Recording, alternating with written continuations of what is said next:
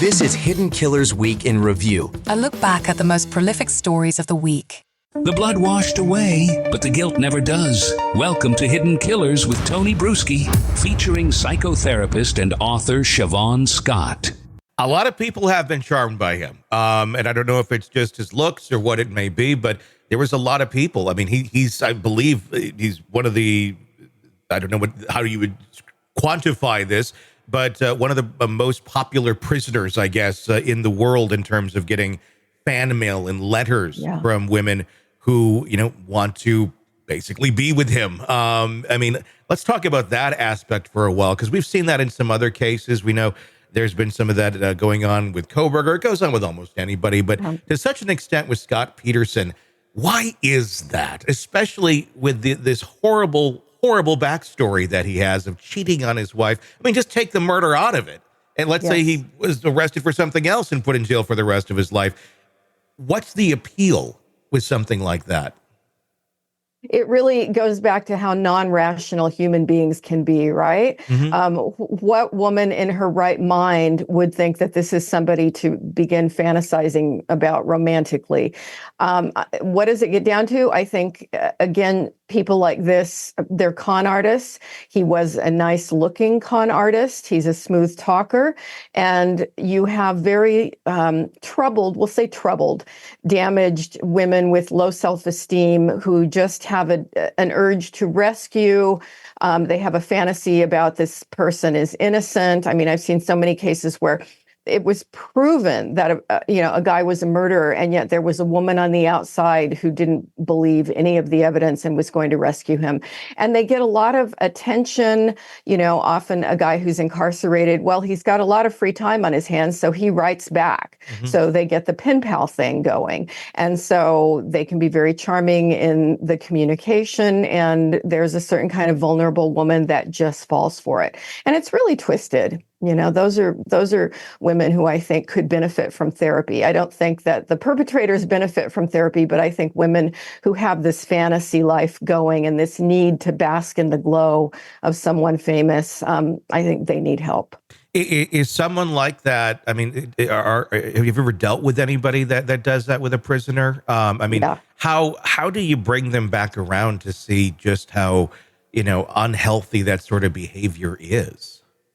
Usually when I've had gals like that in therapy, you do start with their own sense of identity. These are usually people who have a lot of problems, and they often come from abusive or neglectful backgrounds. And so you don't go at the prisoner thing directly. You sort of work with all the other things in their lives that are not good. And you try to solve those other problems. And then sometimes they can get a better perspective on these romantic fantasies that they tend to create. Do they always recognize that? It seems like someone who's going to do that, even if you have all the other chaos in your life, that's another one directly to deal with. And I can imagine if somebody is saying this is wrong, I mean, does that almost encourage it more? Does that make someone like that want to do more of that sort of behavior?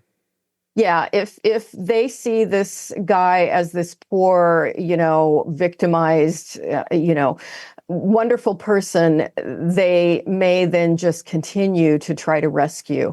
And so you really have to deal with the other things in their lives. And do they all get better? No, certainly not. But I've seen a few. And sometimes the light bulb does come on for them, and they start to look at their other relationships, the other kinds of things that they've gotten into in their lives that weren't healthy, or they address their substance abuse problems, or, if you can get enough of a rapport going with them and look at the big picture, often you see a shift in the attraction to the bad guy. What does it do for the bad guy? They have, like you said, they have a lot of time to write back, and they're kind of living in their own bubble already. I mean, I think there's no really better definition of that. When you're in prison, you are in your own ecosystem and your own bubble, and you're getting these letters. For someone like a Scott Peterson, what do you think that does for him psychologically, getting letters like that, and for his own story, or believing his own story? Yeah, it definitely gives them the big ego boost that they love. The center of attention, feeling important, and it gives them a very active fantasy life, which is about all they can do in prison is feed their fantasy life, their sense of grandiosity. Does it ever, I mean, do we see this sometimes where you have a case like this?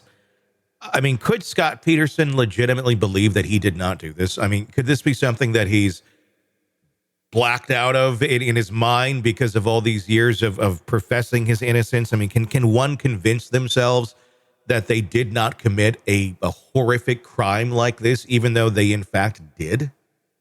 Yeah, that would only happen in the case of a person who's psychotic or has some strong psychotic tendencies. And they may really be so poorly grounded in reality that they just don't know what happened, or they don't remember they were in a very altered psychotic state at the time. That's clearly not him. The guy is not psychotic. He's strategic. He's grounded in reality. And if in fact he is guilty, he's very aware of it. Yeah. It's fascinating to watch. It'll be interesting to see these interviews and what he has to say. Yeah, I want to hear it all too. If somebody's in prison and they shouldn't be, it just doesn't feel like Scott Peterson is one of those people. No, it doesn't have that feeling, definitely. All right, true crime addicts, let's cut the crap.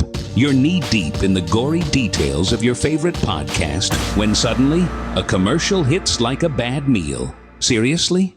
You deserve better. Upgrade to True Crime Today Premium Plus on Apple Podcasts, where you can binge without those annoying ads. Plus, get extended interviews that go deeper into the darkness and early access to episodes so you can be the first to know. It's like trading up from fast food to fine dining, but with more blood. So, go ahead.